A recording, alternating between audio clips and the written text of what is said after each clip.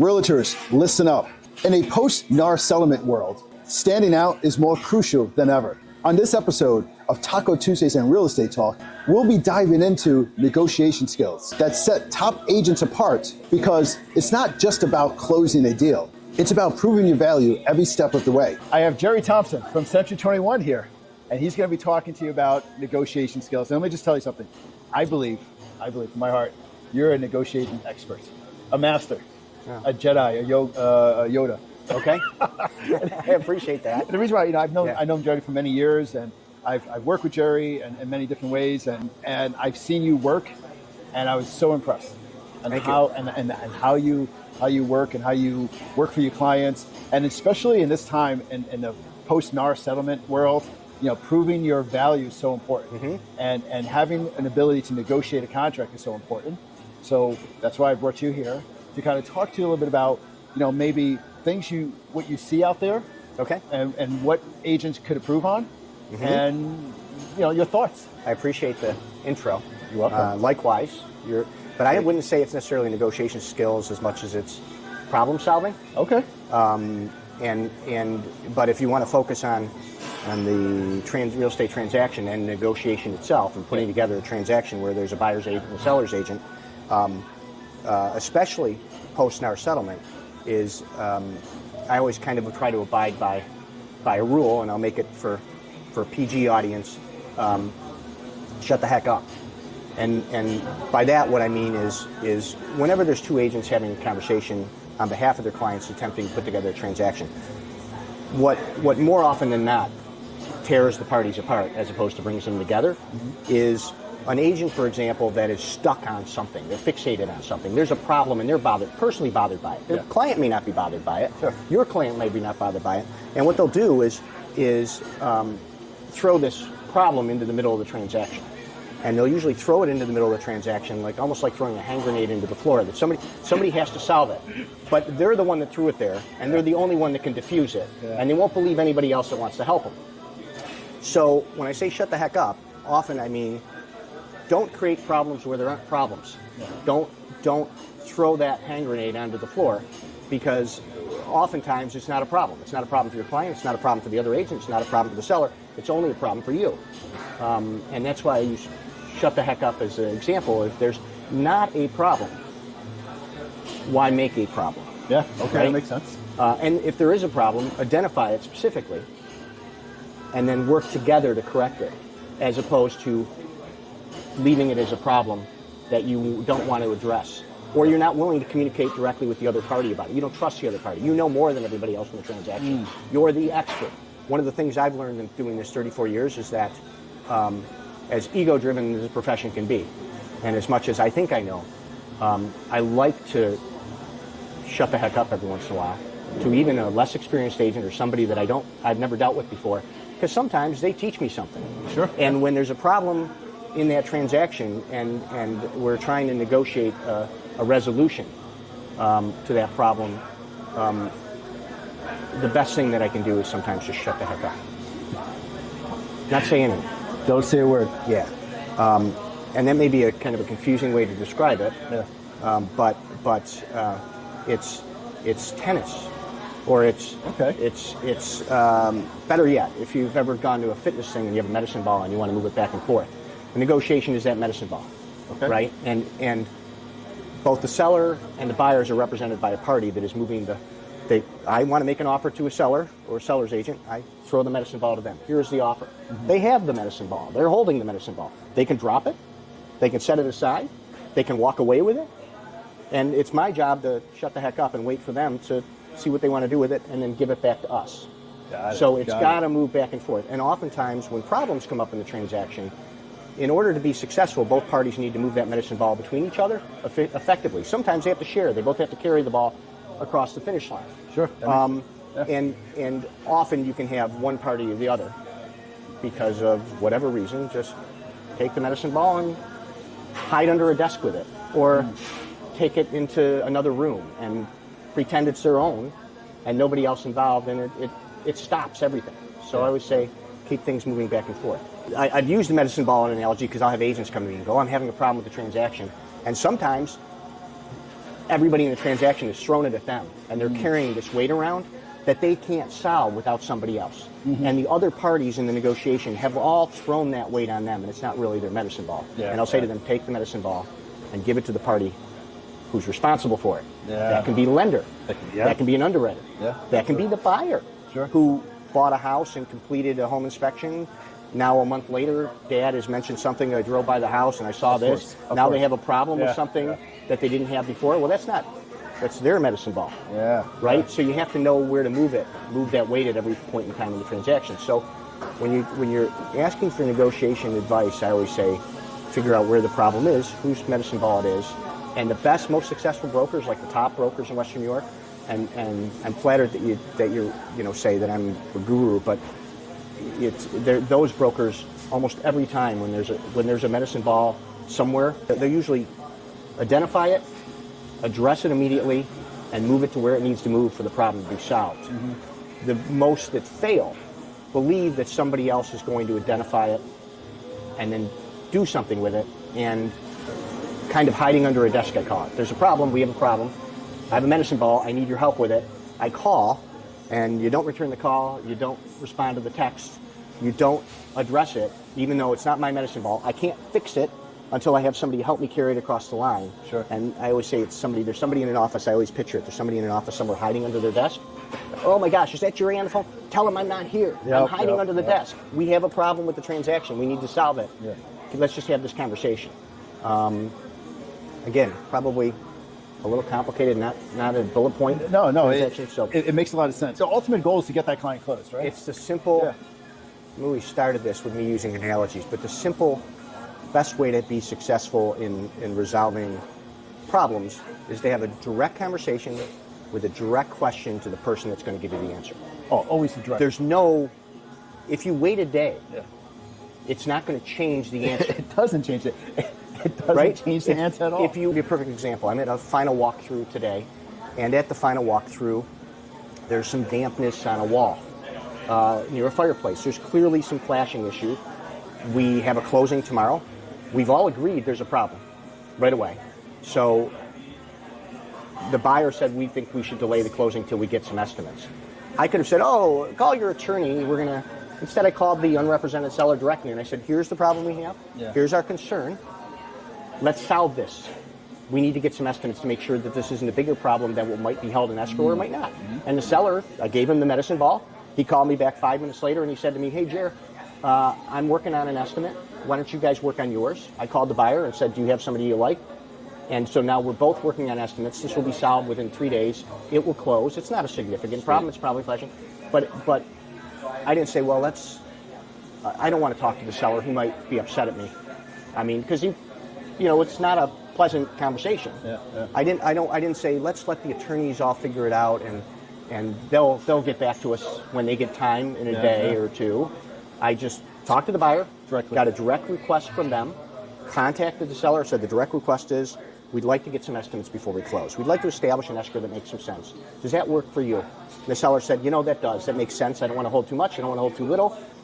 I said, let me call back to the buyer and let's say we're on the same page. I called both attorneys, said we need to delay this for a few days. Seller's working on his end, buyer's working on his end, and we will go back and forth for 4 or 5 days. We'll resolve it. It will close next week. Can you share a time where negotiation did fall apart? And what happened? And what did you learn from that? Oh, well, so one of the things that a differentiator before very good agents or agents that are going to succeed long-term in the business and agents that aren't, is sometimes agents make it very personal.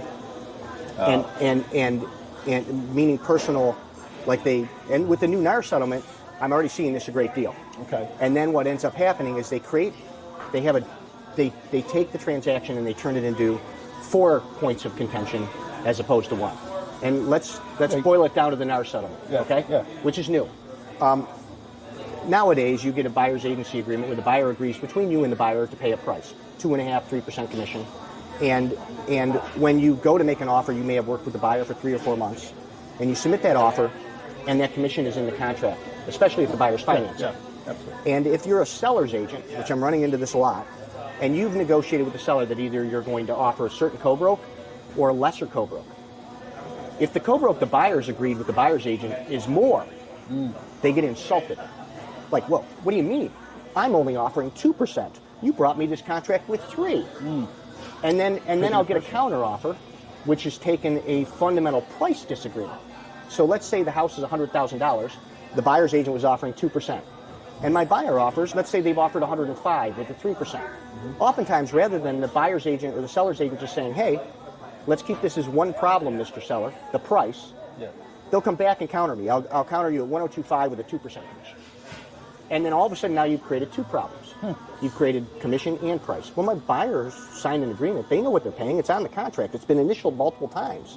They know that it's in the price. They're asking it to be in the price. So oftentimes when a negotiation falls through, it's because it's being attacked on multiple fronts. You know, negotiation 101 is focus on the most important topic only for both parties. And then all the little side stuff summarized into that topic. Like, so if you get an offer that doesn't give the seller the closing date that they want, and it doesn't give them the price that they want, a good conversation to have with the seller is, for that closing date, what's the price? Or for this price, what's the closing date? Because when you give me 3 different counter offers, it becomes personal. Because now somebody's insulted about something. Somebody's insulted about the closing date. Somebody's feelings are hurt about this. Or the agent has presented something they thought was great, and their feelings get hurt. So most time when the transactions fall through, and every agent's got an ego. I've dealt with agents, him and I before, or he and I, or somebody else. We butted heads. But eventually, you got to take a breath and go, do my buyer want the property? Does the seller want to sell it? What can we do to take a breath, do yoga, whatever, solve the personal aggravation, turn it into a positive, because your buyer and your seller feel it. They feel the vibes. If the agents are clashing, they feel it. And it ruins the experience for it. Often it's best if an agent focuses in on one problem, gets out of the way. When the ball is given back to the other party, shuts the hell up until they give it back to you, and then tries not to throw problems into the transaction that don't exist. You're asking me the differentiators between like the most effective agents and those that are struggling with transactions, and the primary difference is not attacking the conversation for fear of, I think, a fear of having conflict, right? Oftentimes the fear of calling a seller's agent and saying, I have a problem, the buyer's objecting to this item, we need to address this. They're scared that somebody on the other side's, I don't know what they're going to say, right? It's going to be hard, so they don't address it. And then it gets worse. It always gets worse. So it's waiting for a commitment when you guys are processing something.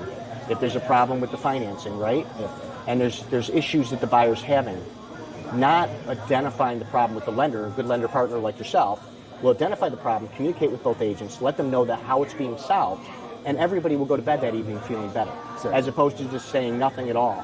It's the kiss of death for a lender to me if when we have a problem, they duck and cover.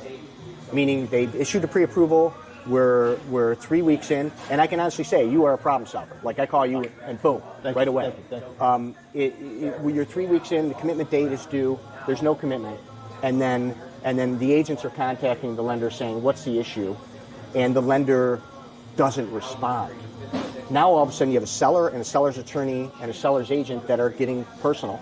They plunked into the transaction. Now they're getting emotional over sleepless evenings, because people go sleepless over this stuff. Absolutely. And then you have a lender who has clearly an issue somewhere. The buyer's saying, I've sent everything in, why has the underwriter got a problem? They keep asking these questions without just simply identifying the problem right away. And saying, I've got the medicine ball, here's my problem, I'm going to carry it, but don't worry, because here's what we're doing. In order for me to get that to that door and to get you guys to the finish line, we do have an issue. It's issue A. Their credit score came in a little late. They screwed up something. They took out a Lowe's credit card, trying to get a 0% interest on a washer dryer in the middle of the closing. But don't worry, they have extra assets. They're paying it off. We're going to reissue the credit report. It's going to delay us for 2 or 3 weeks. You get this lender that will ghost you. or not have enough respect for the parties to the transaction to call anybody bad. I know. I've seen that. Right? I've seen that. And I've seen it. And so when you say negotiation, it's all of the, it's really not negotiation. It's being willing to consistently do problem solving on a daily basis, because that's what I do. I often say to younger agents, because they'll very, very, very much often, and not just younger agents, newer agents in the business world, often will grow very frustrated with other agents, other parties in the transaction. There'll be heads butting, and they'll be aggravated with each other. And I'll go, well, you want to get paid the big bucks. You want to get paid $300 an hour, $150, $400 an hour. Your job is to take that phone call and to solve those problems immediately. And when a buyer's hired you to negotiate on their behalf in a purchase, your job is to get them to the finish line in that negotiation, to get them what they want, not get your personality in the middle, not complicate their transaction, to guide them in a way that, look, you're making an offer, let's not negotiate personal property. Let's give the seller what they want on the close date. Let's talk about any inspection terms that you may or may not want. And then let's focus on what the important item is, what you're paying for this house. When I started, when you presented an offer, this is what you used to do. They would teach you, get the yeses before the nos. So you would sit down with a seller and meet them face to face. And you would say, I see that you want a January 1st closing date. Is that agreeable to you? Because we've offered you that. Oh, of course. Yes. And we're happy with the mortgage. Yes. We want a conventional mortgage. We see that Anthony's given us pre-approval with an 80% conventional mortgage. Is that agreeable to you? Yes. Right? And guess what? They did an inspection last Saturday, so they waive it. That's agreeable to you, right? Yes. And the price is? Yes. Price is? What? Whatever the number might be. I was just kept on saying then yes. Then the reason I learned shut the heck up is because when that price is presented to the seller, there used to be a contest that was taught years ago. He who speaks first loses. That's true. When you presented the price in that room, there would be a pressure balloon. And if you want to make money in real estate, the people that thrive in the pressure balloon are the ones that do better. Absolutely. Yeah. The pressure balloon is when the decision is being made and everybody's shut the heck up. The balloon just builds and builds and builds and builds. Your buyer has said, I'm offering 500. The seller's at 502. And while that pressure's building, oftentimes somebody breaks. Okay, I'll do it.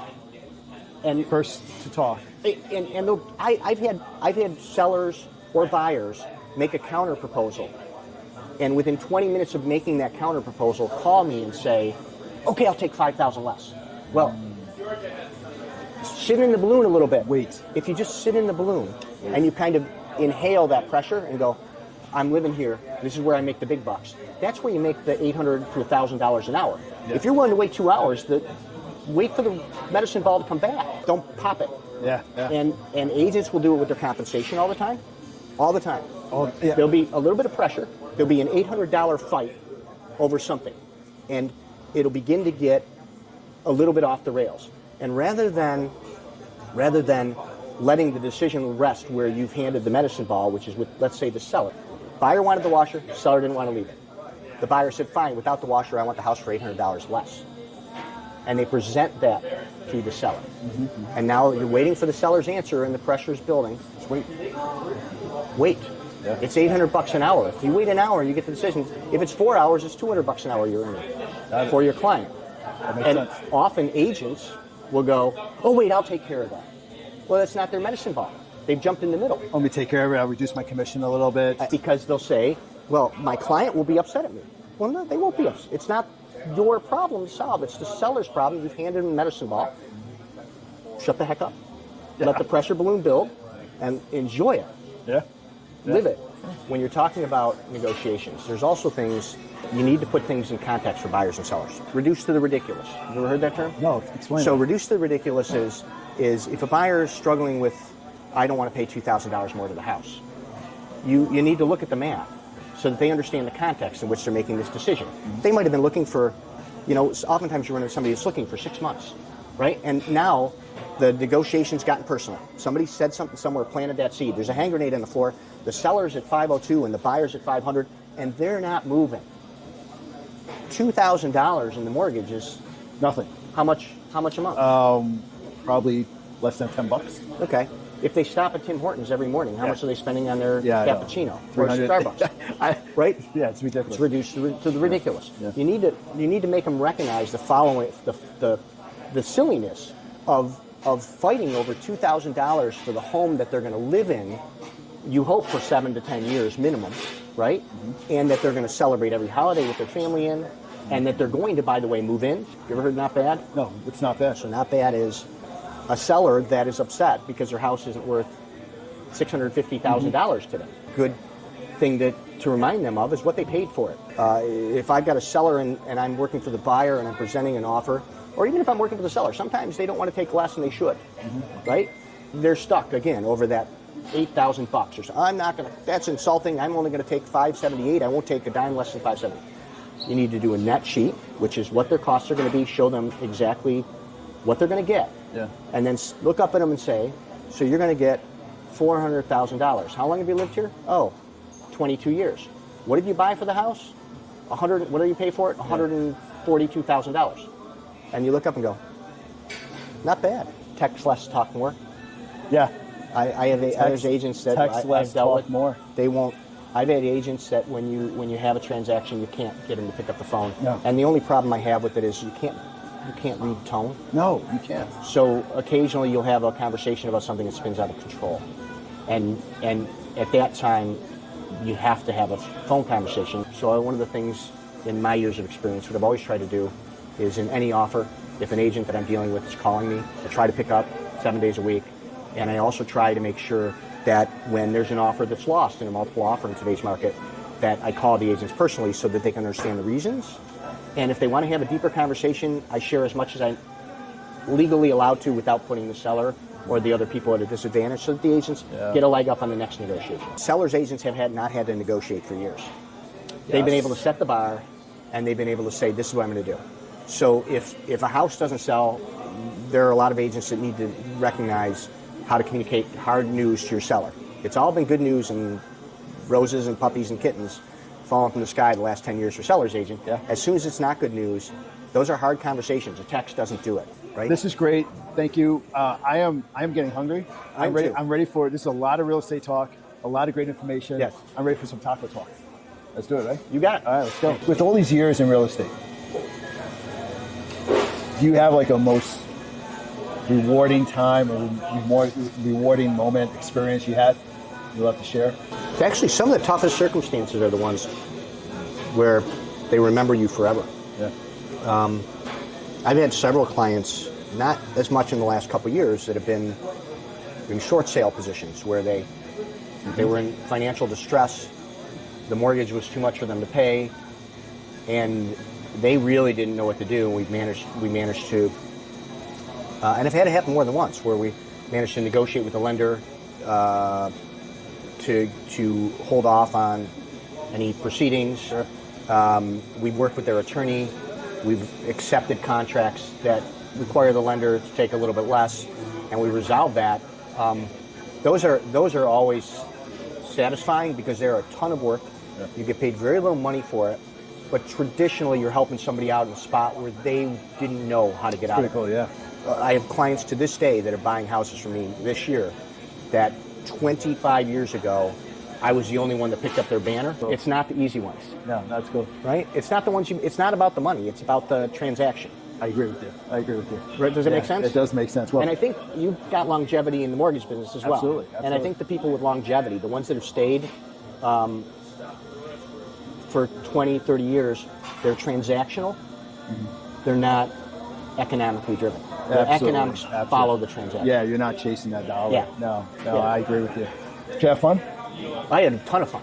Okay, well, thank you for coming. Yep. And I really appreciate you coming out. Again, if you're looking for simple real estate advice, please follow me. Thanks again. Thanks for watching.